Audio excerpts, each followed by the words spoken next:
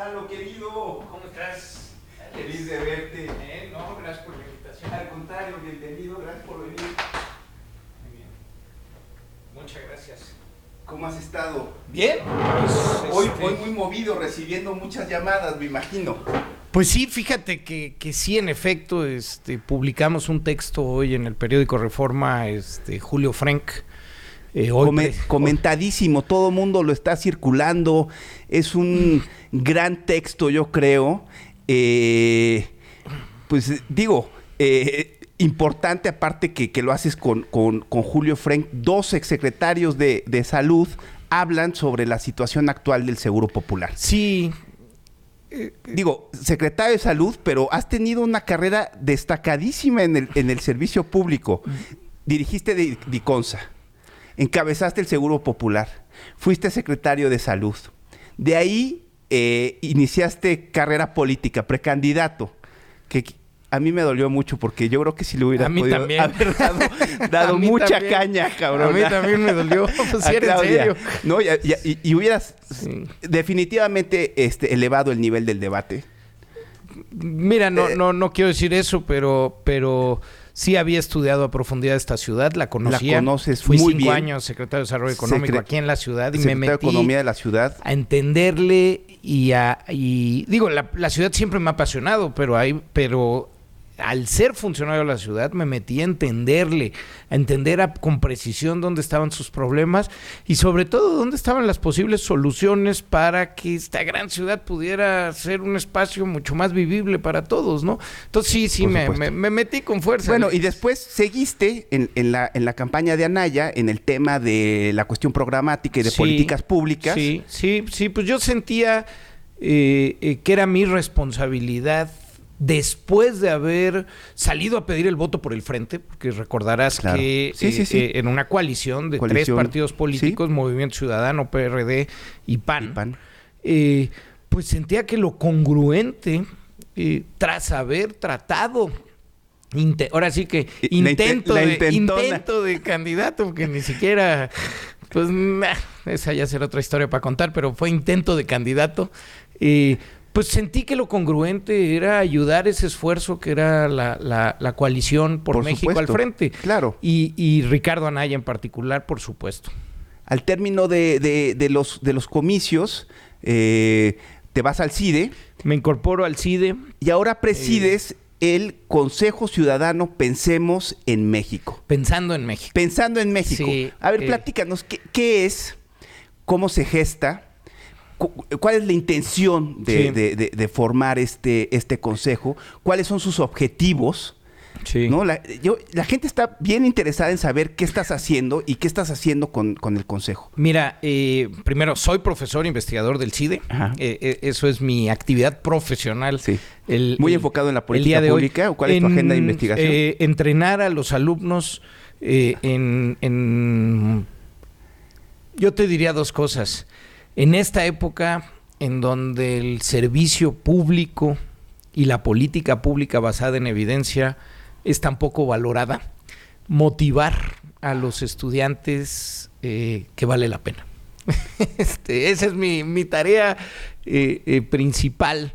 Y la parte de investigación estoy enfocado al entendimiento de la política pública, pero sobre todo en su parte más práctica, y que es el aterrizaje, la implementación de la política pública, ¿no? Cómo de una buena idea haces que eso se convierta en una realidad, que pues yo digo que ahí está la magia de la política pública. Pero bueno, el Consejo Consultivo Ciudadano Pensando en México nace de una iniciativa de Movimiento Ciudadano. Correcto. Ellos ponen en sus estatutos una plataforma para entregarla, así lo digo, y nunca me limitaré de reconocer la generosidad, porque un partido político que ponga una plataforma autónoma para que mexicanas y mexicanos especialistas en diferentes disciplinas puedan discutir, proponer y contrastar las decisiones de política y de política pública, me parece que es muy valioso. El Consejo es un espacio para ello, para que lo mejor del conocimiento, y aunque suene muy pedante, la inteligencia mexicana encuentre un espacio para la conversación, un espacio que recupere este centro, no ideológico, sino el centro donde la muralla que nos quieren imponer todas las mañanas del nosotros y ustedes, claro, la podemos derribar. La política vista en esta lógica de amigo-enemigo, que es destructiva. Sí, o estás conmigo o estás en mi contra. No.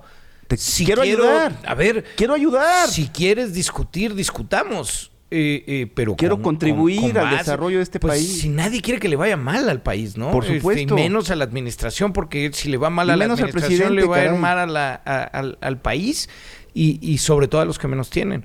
Entonces, no, por supuesto, a ver, esto por aquí, creemos que no, basados en esta evidencia, basado en estos estudios. Por ejemplo, recientemente el Consejo Consultivo creyó oportuno publicar un documento para corregir lo que consideramos algunas fallas en la política migratoria y en la política bilateral con los Estados Unidos. Entonces, estudiamos, conversamos con expertos y escribimos en blanco y negro, a la lectura y a los ojos de la discusión pública, 7 propuestas de cómo corregir el rumbo en materia bilateral y migratoria. Lo presentamos al Senado de la República, lo recibieron los partidos políticos, incluyendo a Morena, y ese es el espíritu del Consejo: sí contrastar, confrontar respetuosamente cuando esto sea necesario, pero sobre todo proponer, Alejandro. Me interesa mucho que hablemos precisamente de esta propuesta migratoria, ¿no? ¿Qué ajustes se le deben de hacer a la política migratoria del país? Y también que nos hables cómo tendría que ser la relación bilateral, precisamente para que no nos volvamos en un tercer país seguro. Pero yo creo que el tema de hoy y lo que está muy calientito y súper candente y me ha llegado por todos lados es el artículo que escribiste hoy para Reforma con el doctor Julio Frenk. ¿No? Tú conversamos los dos temas, me parece. Tú ahorita dijiste, bueno, al parecer la política pública basada en evidencias ya está en desuso. Sí. Se ve mal, ¿no? Entonces, platícanos bueno, ¿por qué es un mal diagnóstico y por qué es un absoluto despropósito cancelar el Seguro Popular? Pero tú conoces el Seguro Popular de primera mano. Sí, por supuesto. Encabezaste el Seguro Popular. Entonces, yo creo que sería interesante que nos platicaras desde su gestación. O sea, ¿por qué surge el Seguro Popular? ¿Cuál es la necesidad de atender primero esta población? La población abierta que no estaba protegida ni por el IMSS ni el ISSSTE. ¿Cómo surge? ¿Cómo va evolucionando? ¿Qué cambios a la ley se tuvieron que hacer? ¿No? ¿Por qué es importante el Seguro Popular? ¿Qué es el Fondo de Gastos Catastróficos? ¿Para qué sirve? De acuerdo.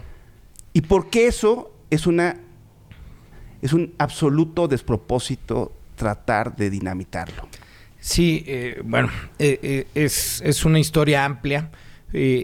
Pero trataré de hacerlo breve. No, tenemos tiempo. Bueno, sé exhaustivo. Bueno, déjame. Y sí, pero para no aburrir a quien nos hace favor de escuchar. No va a ser aburrido porque tenemos a uno de los que, de los servidores públicos fundamentales en el desarrollo del sector salud y en específico del Seguro Popular de este país. Mira, nuestro país opta desde la Constitución del 17, desde los 40, pero se gesta en la Constitución del 17, pues con una nueva orden de derechos. Entre ellos se establece que la prestación de servicios médicos iba a ser otorgada a partir de la seguridad social, es decir, a partir de tu estatus laboral. ¿Cuál era la idea? Tú ibas a tener un trabajo formal, un empleador, y a partir de ahí ibas aportando una parte de tu ingreso y se generaban los aseguramientos necesarios para tu vida, ¿no? El seguro de jubilación, el seguro médico, el seguro de invalidez, el seguro de embarazo, los seguros que ibas a necesitar. Emulando a la Alemania bismarckiana. Es el modelo bismarckiano, por supuesto, de la seguridad social. Y era una buena apuesta. Es con esto que en el 43 se forma el Instituto Mexicano del Seguro Social, que en los 60 se gesta el ISSSTE específicamente para los trabajadores al servicio del Estado. Y pues bueno, creas, hay que decirlo, el Instituto Mexicano del Seguro Social, una gran institución que resultó ser un gran amortiguador social, potenciando las posibilidades de que los trabajadores tuvieran no solo aseguramiento, sino una mejor oportunidad de vida. Se constituye el Instituto Mexicano del Seguro Social con una política social verdaderamente impactante en la vida de millones de mexicanos. Pero llegas a los 80 y la realidad pues era más dura que lo que se había planeado, en el sentido de que más de la mitad de los trabajadores mexicanos no tenían un trabajo formal, un trabajo con un empleador, y por tanto no tenían seguridad social, y por tanto no tenían, porque no estaba estipulado en la construcción institucional mexicana, no tenían un mecanismo para poder recibir servicios de salud. Se habían creado sistemas de asistencia. Tú recordarás, el público que nos escucha recordará que la Secretaría de Salud era la Secretaría de Salubridad y Asistencia. Por supuesto. Entonces, pues sí, había hospitales, tú ibas a un hospital. Pero se hacía la política pública en materia de salud desde esta óptica asistencial. Era asistencia, era eso, era asistencia, ni siquiera estaba consagrado el derecho a la salud como un derecho humano en nuestra Constitución. Insisto, era un derecho laboral. Esto cambia a principios de los 80 con una modificación a la Constitución, al artículo 4 constitucional, impulsada por el maestro Guillermo Soberón, en donde el derecho a la protección de la salud queda ya estipulado como un derecho humano. Y entonces es a partir de los 80 que se empiezan a dar las reformas institucionales para poder generar la institucionalidad que permita el ejercicio de ese derecho, que insisto, en el 83 había quedado estipulado en la Constitución. Es a partir de entonces, insisto, primero con todo el programa de descentralización que inicia el maestro Soberón y concluye Juan Ramón de la Fuente, para que sean las entidades federativas las que presten los servicios, insisto, ya como un derecho. Es a partir de una modificación a la ley en el año 2003, a la Ley General de Salud, que se crea el Sistema de Protección Social en Salud, que lo crea, lo diseña, lo cranea Julio Frenk, en donde lo que gesta ahí es un mecanismo para financiar la salud de las mexicanas y los mexicanos que no tuvieran acceso a la seguridad social. Inicia en el 2004, empieza a crecer paso a pasito. Ya para el año 2012, es decir, 8 años después, sí, ya había 54 millones de mexicanas. Se hablaba de cobertura universal. Se hablaba de cobertura universal, y esto es interesante porque muchos dicen, pues ¿cómo? Pero si todavía, mira, a ver, la Organización Mundial de la Salud define cobertura universal cuando más del 80% de una población tiene un mecanismo para financiar su salud. Y en ese sentido México lo tiene. México lo tiene y México tiene cobertura universal. Y fue vanguardia. Se hablaba de que ni siquiera, que nosotros habíamos aventajado a los estadounidenses en la cobertura y en el servicio de salud. Por supuesto. Así que ni Obama lo tenía. Bueno, cuando se empiezan las discusiones del programa del presidente Obama, por supuesto que México era un referente. La secretaria de Salud global. Fue un referente global. La Organización Mundial de la Salud organiza en México el foro sobre cobertura universal y los pasos a seguir. Y hay que decirlo, esto es un tema incremental. Y déjame tratar de explicarlo. Se tenían que crear los mecanismos para asegurar que el Estado mexicano pusiera el financiamiento para poder atender la salud. ¿Qué haces primero? Porque muchos dicen, pues no había todavía los hospitales ni los médicos. Sí, pero ¿qué es primero, el huevo y la gallina? Aquí sí se requería de los recursos para que se fueran incrementando las capacidades materiales para poder atender a la gente. Entonces el dinero empezaba un círculo virtuoso para la construcción de infraestructura, para la contratación de médicos, enfermeras, químicos, salubristas y un gran etcétera. Y es así como, fíjate, Alejandro, del 2004 al 2014, porque después desde la administración del presidente Peña viene una disminución en los recursos para la salud desde la segunda mitad de la administración del presidente Peña. De acuerdo. Crecen los recursos públicos para la atención de la salud casi 1.5 punto porcentual del Producto Interno Bruto. ¿Cuánto es esto? Es 50% más anualmente, 50% más de todos los programas sociales anunciados por esta administración. Es muchísimo dinero. Suficiente no, pero es muchísimo dinero que se empieza a invertir en la atención de la salud. Ahora, el Seguro Popular empieza a financiar dos partes. Una es la atención de primero y segundo nivel, que esto es, ¿qué es? Yo voy al médico para que me haga mi chequeo o porque me duele la garganta y me tienen que medicar algo. Ese es el primer nivel de atención. Voy, ahora sí que de visita de doctor. Sí, de acuerdo. El segundo nivel, en términos simples, es que me tengo que quedar por lo menos una noche en el hospital, una apendicitis, necesitas de un hospital ya, pero es algo relativamente sencillo. Esa parte, el primero y segundo nivel de atención, se financia, sí, está prácticamente cubierto ahora sí que en el recurso. Por supuesto que ya la operación, otra vez, implementar la política pública puede tener muchas cosas, pero este dinero anualmente se transfiere a las entidades federativas para que sean estas las que presten los servicios de primero y segundo nivel de esta manera. Eso ha ido funcionando, yo te diría de manera heterogénea, es decir, qué duda cabe que ha habido estados en donde los gobernadores pues se han robado parte de estos recursos. ¿Es culpa del Seguro Popular? Yo digo, no, es culpa de los rateros, a los cuales hay que castigar. Hay gobernadores en la cárcel por desviar recursos del Seguro Popular y esto tiene que seguir, Alejandro. Y bueno, insisto, los resultados son heterogéneos pues, según las capacidades de las entidades federativas, según la calidad de los funcionarios que han estado al frente, según el punto de partida que se tenía al inicio de el sistema y un largo etcétera. El otro punto era el tercer nivel de atención o la alta especialidad.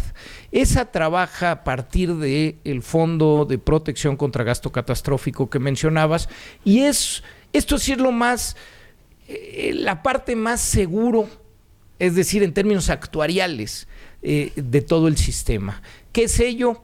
Cada afiliado al Seguro Popular se le pone un recurso, es una cápita que pone el Estado mexicano y las entidades federativas. Bueno, el 8% de todo ese recurso se deposita en un fideicomiso en donde se van a utilizar esos recursos para pagar cada una de las intervenciones de alto costo, un cáncer, un infarto agudo al miocardio, atenciones de tipo los antirretrovirales para VIH, los cuidados neonatales cuando un bebé requiere un estadio y una atención especializada al nacer. De acuerdo. Y cómo se va gestando a partir de que crece el número de afiliados, crecen los recursos y también se distribuye el riesgo entre más personas. Es decir, de los 54 millones, pues será un porcentaje chico el que en un momento del tiempo una enfermedad en que tenga que se una considera necesidad catastrófica. De cáncer. Entonces, conforme hay más recursos... Ahora, es importante establecer que es catastrófica, no necesariamente en términos de salud, sino en términos financieros, familiares. Es decir, se veía que si alguien adquiría una enfermedad de esta naturaleza, quebraba financieramente él, su familia y por generaciones. Entonces, por eso es tan importante el fondo de gastos catastróficos. Por la atención en sí mismo. Por la atención, en efecto, pero también por una cuestión un cáncer destroza de salvavidas. una familia. Un cáncer destroza una familia. Por la vida misma de la paciente o el paciente, pero también, en efecto, Alejandro, porque un cáncer, si no tuvieras un mecanismo para financiarlo,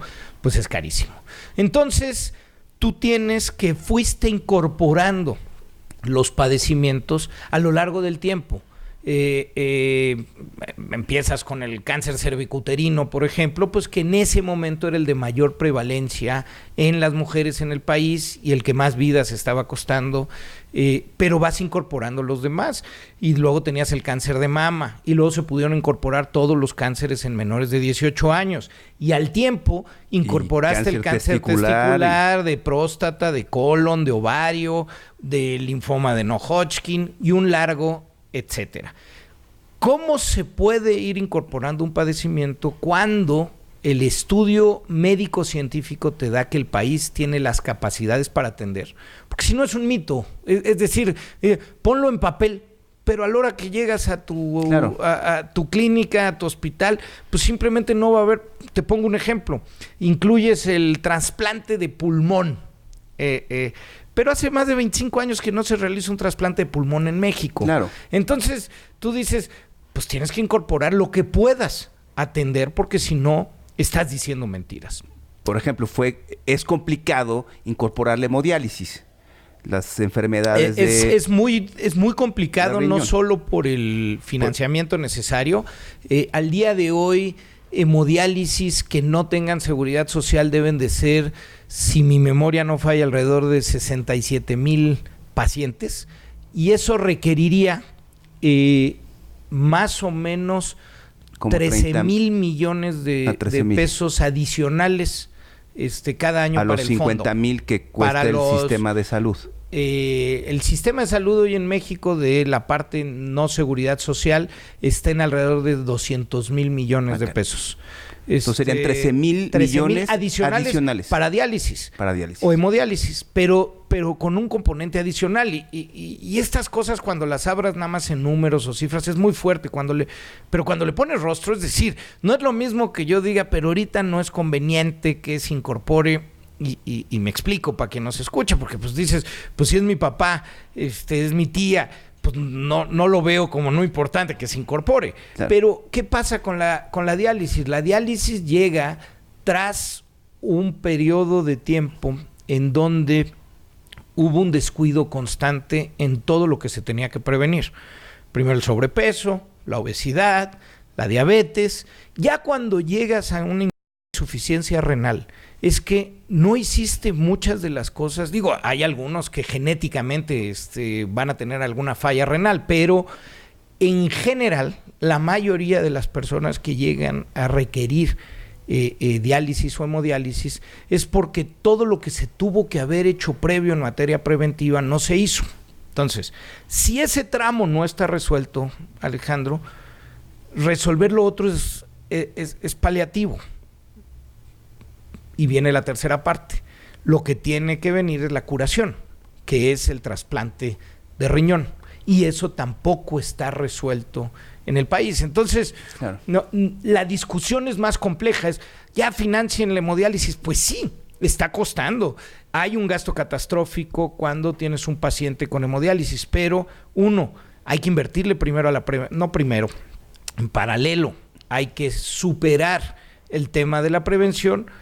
Y segundo, hay que resolver el tema curativo, que es el trasplante de riñón. Sin esas otras dos piezas, pensar solo en la hemodiálisis queda cojo. Entonces es más complejo, pero te pongo otro ejemplo de esto del gasto catastrófico. Mira, dicen no está el cáncer de pulmón incluido, allá ya está un tema de discusión bioética. Pero solo está el cáncer de los infantil, de los niños. Todos los cánceres en menores de 18 años. Tú manejas una cubierto. cifra que es estremecedora y evidencia las virtudes del Seguro Popular como yo creo que ninguna otra. Antes del Seguro Popular, solamente el 30% de los niños que tenían un cáncer se leucemia salvaban. linfoblástica aguda, que es el Por cáncer ejemplo. más común. Ahora, Sí, la tasa de sobrevivencia es del 70%. así es. Carajo, si eso... Pues sí. Y es estremecedor, como dices, estremecedor. porque la mayoría de los niños que fallecían porque tenían que abandonar el tratamiento por problemas financieros. De acuerdo. Es decir, vaya. No se podían tratar, el No, 30%... Los padres ya no tenían y cómo. fallecían. El 30% sobrevivía, ¿no? De los niños con leucemia linfoblástica aguda que no tenían seguridad social, ¿no? Hay que... De acuerdo, sí. Totalmente claro. Entonces, sí, ahí se ve como en muy pocos casos lo que sucede ahora. Insisto, esto es progresivo, esto va avanzando, es decir, lo que hay que ver es qué había previo al 2003, qué había previo a los 80 y qué tenemos hoy. Y entonces sí, con esa seriedad, con ese diagnóstico, con la responsabilidad de haber visto lo incremental que ha sido el avance en materia de salud, lo sistémico y la continuidad que ha habido en las diferentes administraciones, del color que sea en materia de salud, entonces sí, ver el futuro. Lo que es muy preocupante es esta aspiración al borrón y cuenta nueva, ¿no? En donde aguas, ¿no? Como dice el dicho popular, cuidado con tirar el agua sucia de la bañera con todo y el niño. Espérate, sí hay cimientos. Parece que eso se está haciendo. Pues mira, ese es el intento. Y en el caso particular, y lo que escribimos Julio Frenk y yo el día de hoy... ¿Por qué es un mal diagnóstico? ¿Por qué es un absoluto despropósito cancelar el Seguro Popular? ¿Y por qué es ilegal a ver, chutarse el primero porque fondo el catastrófico? El diagnóstico, y vamos a ponerlo simple. El presidente, sus diagnósticos son muy simples. Dice, no funciona, no es seguro y no es popular. Bueno, y dice, el sistema de salud está en ruinas. Bueno, cuando uno se adentra y ves un poquito nada más las cifras, que las cifras no hacen daño, ¿no? Es la base para cualquier diagnóstico. Te las cuento algunas de ellas. El sistema público de salud atiende cada día, Alejandro, cada día a 1 millón de mexicanas y mexicanos. 915,000 consultas médicas. Hay 12,000 cirugías todos los días. En los hospitales de nuestro país públicos nacen 4,300 niños y niños diarios. Por supuesto, se te queda mucho más grabada en la cabeza cuando se dé el escandaloso caso, que sí lo es, de una señora que tiene que dar a luz en la calle en Oaxaca porque no la recibieron en el hospital. Sí, no le quita un ápice de gravedad ese caso que se nos queda muy grabado, pero la otra cara de la moneda es que 4,300 niñas y niños todos los días sí nacieron en un hospital público con las posibilidades de nuestro sistema. Cuando ves las capacidades de nuestro sistema y de que es un sistema que no está en ruinas, es que pues no ha habido brotes de los padecimientos que se vacunan en este país. Cuando tú ves lo que está pasando en los Estados Unidos, en algunas comunidades, con los sí, rebrotes por ejemplo, en México, de sarampión. Sí hay cobertura universal en el tema de vacunación. Por lo menos los esquemas completos los tienes a más del 80%. Y lo digo, porque hay quien te puede discutir que es menor porque no se hicieron las vacunas, no se pusieron exactamente en cuanto está recomendada, en fin. Pero la mejor prueba para mostrar y poder hablar de que en México la cobertura está dada en términos de vacunación es que no hemos tenido un rebrote de ninguno de los padecimientos. Que mi boca se haga chicharrón, pero ha habido en lo que va de la administración algunos problemas administrativos para la adquisición de vacunas. Digo, te doy un dato. En lo que va de la administración no se han comprado insecticida para la fumigación y matar al mosquito que contagia el dengue. Y ya traíamos hasta las últimas cifras, antes de que empezara la temporada de lluvias, 250% más de casos de dengue. Es decir, el dengue y otros padecimientos. Los salubristas alrededor del mundo lo que dicen, el mayor reto de salud en el mundo es eliminar al mosquito. Bueno, es el mismo mosquito el que transmite el dengue, la chikungunya, paludismo, la zika y la fiebre amarilla. Entonces, pues claro, pues y redes para dormir en África. Claro, por supuesto que el mosquito es el animal que más mata cada año a personas. También es gravísimo, por ejemplo, el tema de los retrovirales para el tratamiento antirretrovirales para el tratamiento del VIH. Sí.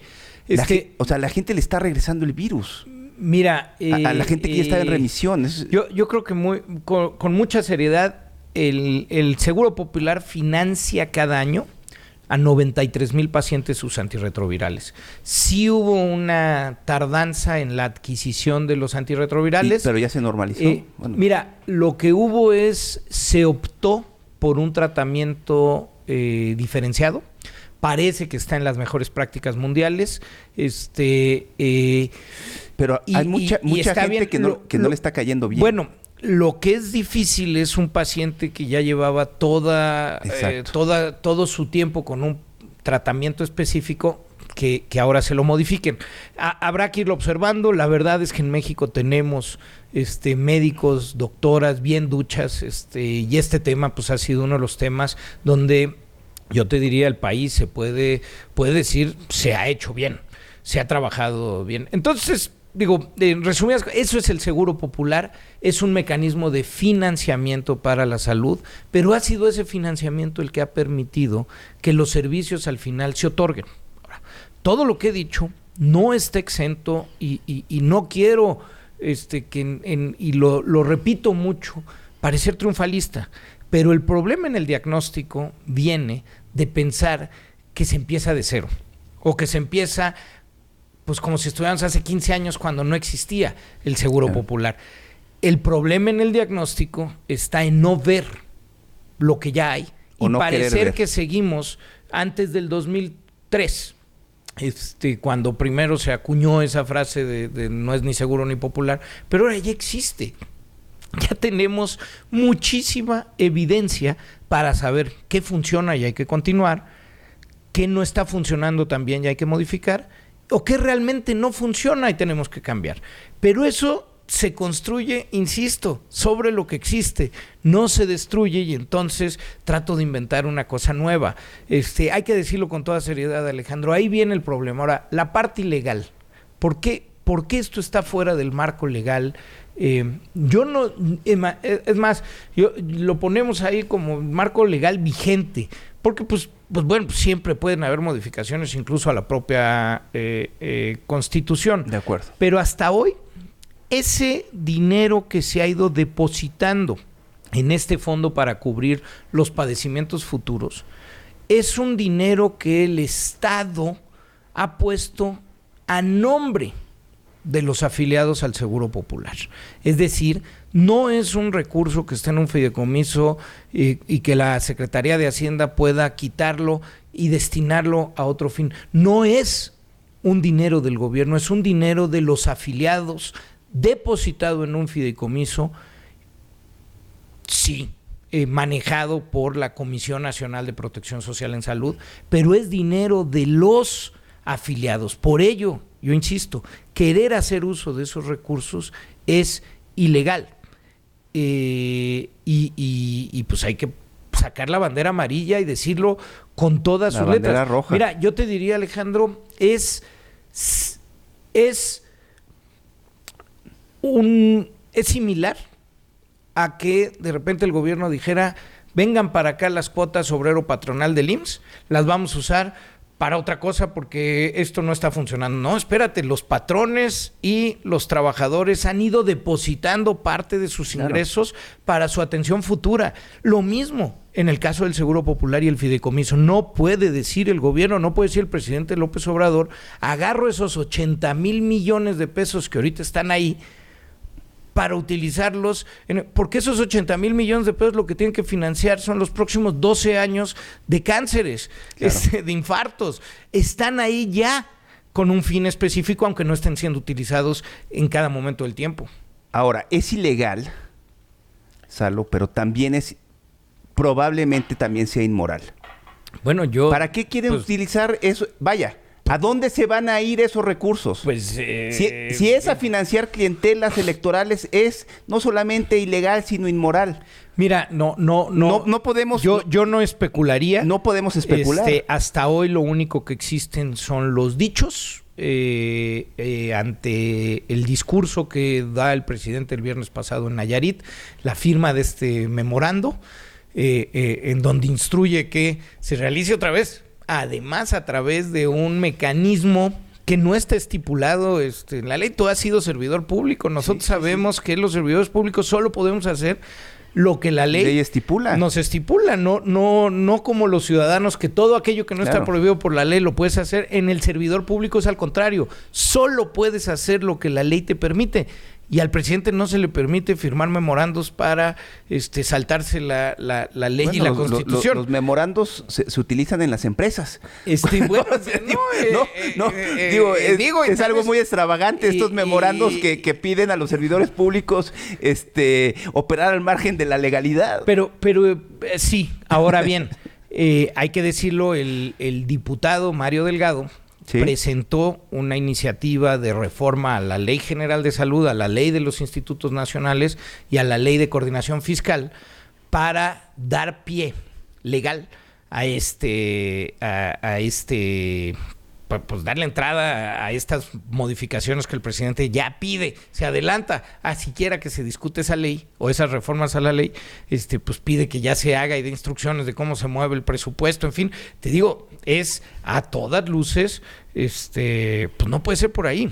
Y la propuesta legislativa es al mismo tiempo un masacote, ¿no? Es terrible, no tiene ni pies ni cabeza, pero sí te da una idea de hacia dónde quisieran ir. Yo te diría que lo que están planteando, más que asemejarse a los modelos escandinavos, canadienses, que tendría que ser nuestra aspiración. Es el modelo cubano. Pues se asemeja más al modelo cubano. Es francamente preocupante, porque ahora sí que, como diría mi abuelita, pues con la salud no se juega, ¿no? Sí. Oye, Salo, ahorita me gustaría que platicáramos sobre qué ajustes tendríamos que hacer a la política migratoria. También es un tema muy importante, es un tema que le interesa a la gente, es un tema que involucra muchas aristas, derechos humanos, la relación bilateral con Estados Unidos. Pero dinos, tú que tienes un poquito más de conocimiento sobre política pública, ¿es fake news lo de los médicos cubanos? Ay, no sé, pero lo ahorita que salió el tema. Mira, México no está mal en términos de el número de médicos por per cápita, ¿no? La verdad no está mal, estamos más o menos en el rango de la OCDE, pero no importa, Pero esto no es una cuestión de salud, o sea, los médicos cubanos no vienen a curar mexicanos, vienen a incrustarse en el aparato burocrático del país. Tomémoslo, el propio director del IMSS salió a desmentir, la propia Secretaría de Salud lo desmintió, entonces pues dejémoslo ahí, ¿no? Para no...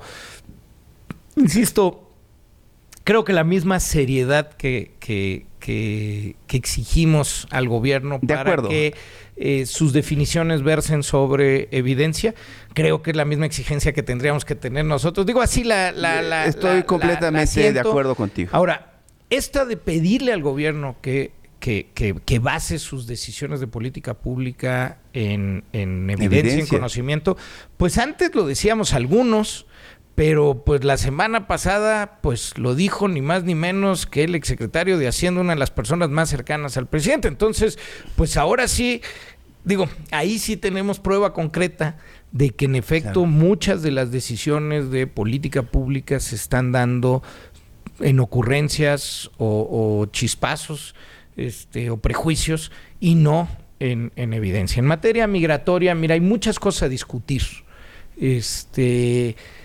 porque de entrada, desde la mitad del sexenio pasado, el centro de la relación bilateral se concentró en la negociación y después ahora la ratificación del Tratado de Libre Comercio.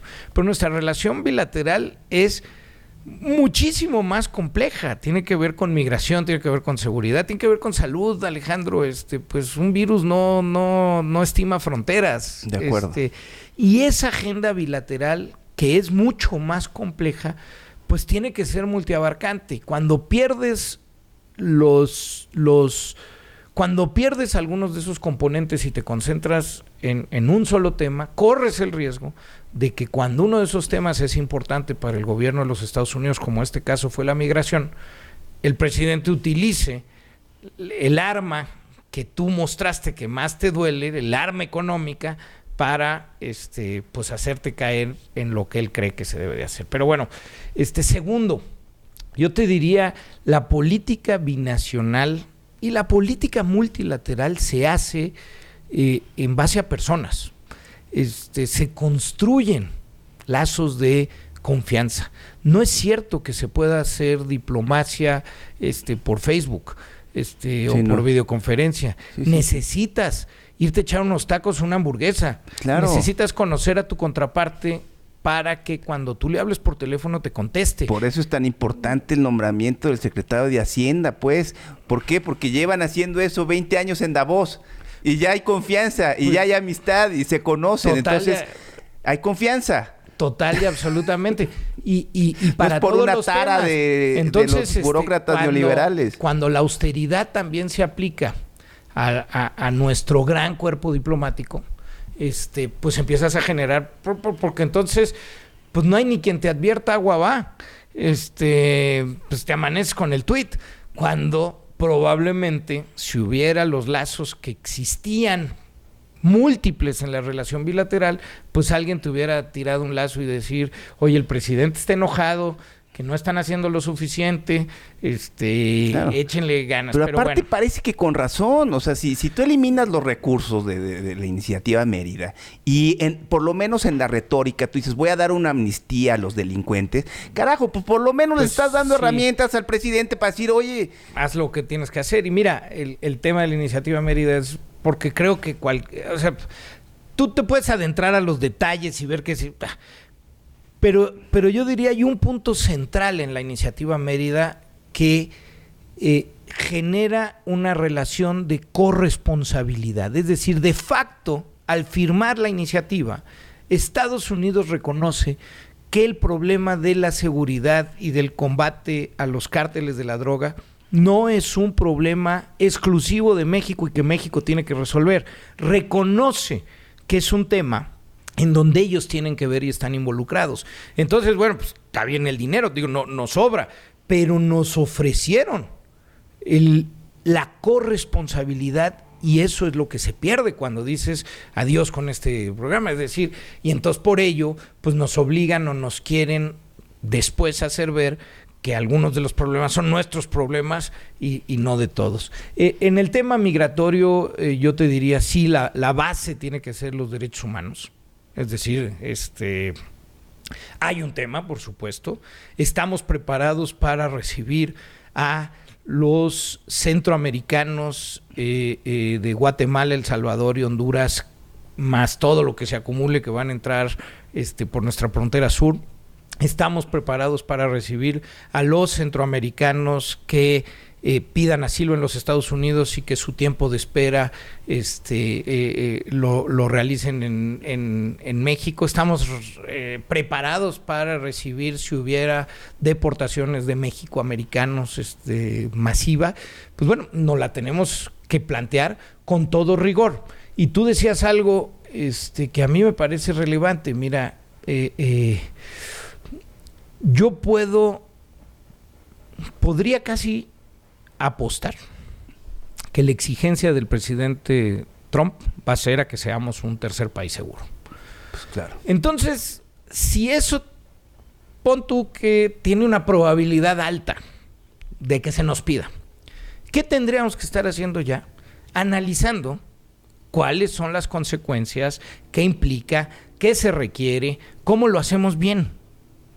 Y tenemos casos recientes en el orbe que nos permiten ir midiendo esas cosas. El caso particular de Turquía, habiendo aceptado ser tercer país seguro para la migración siria y pactado con la Unión Europea una serie de medidas compensatorias relevantes. Es decir, claro, si algo va a pasar, vayamos viendo, mira, Turquía debe de haber estado recibiendo cerca de 6,000 millones de euros al año para compensar los costos necesarios para atender adecuadamente a los migrantes.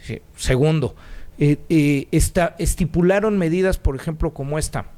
Por cada migrante sirio que recibamos en Turquía, la Unión Europea recibe a un migrante turco. Por supuesto. ¿no? ¿Qué tal claro, que fuéramos planeando eso? Sí. Por cada centroamericano que recibiera México, no nada más nos ayudan económicamente para poder generar pero las así condiciones tuvo que haber de sido vida la digna. negociación ahora. Bueno, pues sí.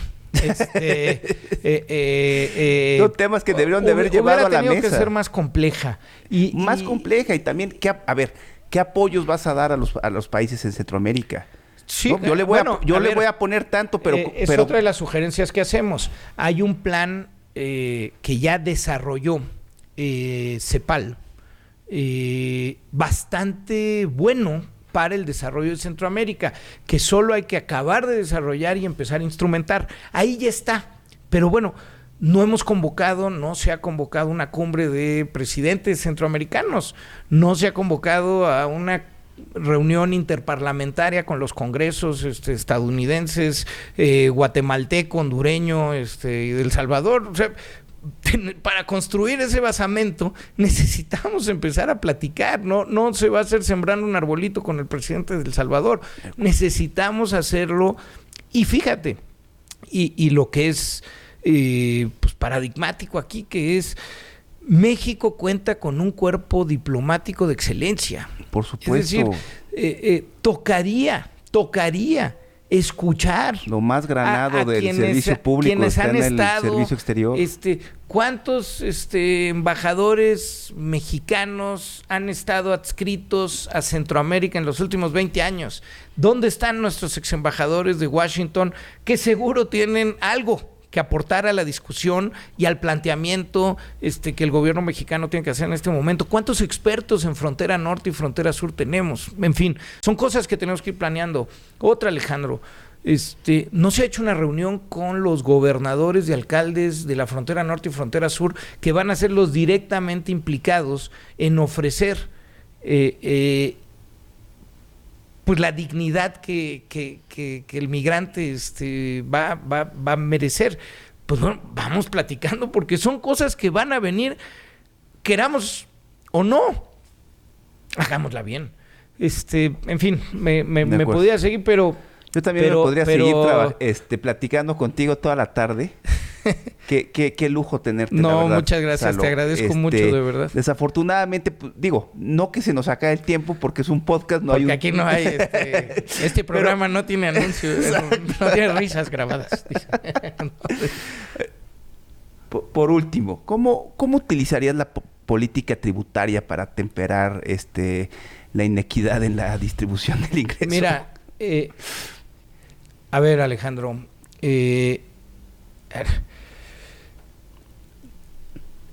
hablar de impuestos es probablemente una de las cosas más impopulares que puede hacer cualquier político. Es más, que puede hacer cualquier persona. Evidencia global ¿Quién quiere pagar impuestos?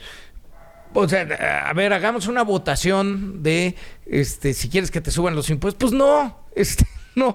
Pero a ver, el Estado tiene, yo te diría, 3 herramientas fundamentales para poder hacer y construir una sociedad más igualitaria. Uno es cobrando impuestos. Es decir, le cobras más a los que más tienen y no le cobras a los que menos ganan. Y eso empareja o iguala. Segundo, esos impuestos que cobraste los inviertes con transparencia y con eficiencia en un cúmulo de servicios y bienes para la gente. Salud, educación primordialmente, ayuda, transferencias económicas a personas o grupos que estarán en situación de vulnerabilidad en alguna etapa de su vida o que nacieron con una vulnerabilidad muy profunda que impide que puedan realmente equiparar para ser y hacer en sociedad. Servicios básicos, agua, alcantarillado, y así los inviertes. Primera contradicción, los economistas usamos el índice de Gini para medir desigualdad, con que nos crean que no hay ni que explicarlo, pero es la medida de desigualdad.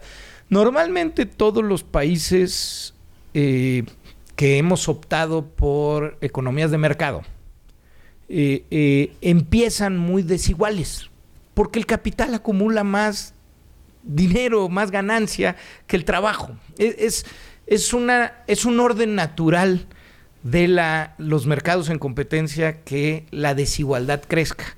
Pero entonces interviene el Estado cobrando impuestos e invirtiendo estos impuestos, este dinero, en bienes y servicios para la población, y los estados se vuelven más iguales.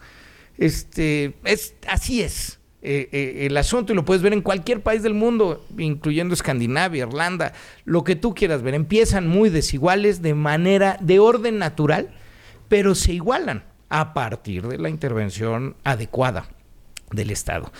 La tragedia es que México es igual de desigual antes y después de cobrar impuestos y de transferencias de gobierno. Es decir, cobramos mal e invertimos de manera regresiva. Es decir, no atendemos a quien más lo necesita. Entonces, ahí está el primero. El tercer tema que te decía para la igualdad tiene que ver con política de ingresos, empezando por los salarios mínimos, que pues es otra gran discusión, es otro tema. Pero, pues espero pero el primero que pueda regresar sí pronto a platicarnos de economía. De economía. No, pues es que hablemos del salario mínimo. Hablemos de impuestos. Yo creo que en serio es chocante, pero no va a haber manera de construir un país más igual si no pagamos más dinero a quienes nos ha ido mejor. Y hay que hablarlo con esa seriedad. Si no, todo es rollo, porque la cobija no alcanza para todo, y al revés. Es muchísimo el dinero. Es una falacia, Alejandro, que por ejemplo en salud o en educación se puede hacer más con menos, ¿no? Claro. A veces nos quieren hacer creer que como una fábrica de tuercas te vuelves no, a ver, en salud, en educación con menos se hace menos. Necesitamos dinero para construir una mejor comunidad, una comunidad donde nadie se quede atrás. Salo, eres una maravilla. No, somos amigos. Muchas gracias. Muchas gracias por estar aquí. Qué lujo tenerte. Ojalá que pueda regresar pronto. No, pues yo encantado. Esta es tu casa. Esto es tuyo. Úsalo. Pues hoy en Campus tuvimos al mejor servidor público de nuestra generación. Te lo agradezco mucho. Ándale. Se te quiere mucho. Gracias, Salo. Alex. Muchas gracias. Gracias.